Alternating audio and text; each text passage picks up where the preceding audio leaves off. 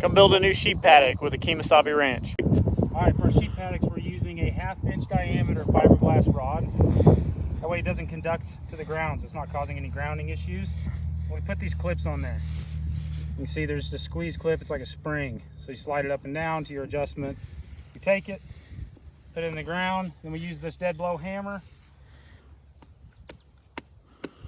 Hammer it in, easy as that. They're about 10 feet apart, about 10 yards, so 30 foot. 30 foot from that end, Yep. 10 foot from this, or sorry, 25 from this, 660 feet long. Yep.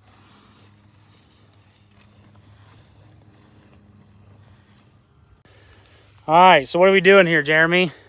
Spinning the poly braid on there so we can pull it tight. So that's how you run the line? Correct.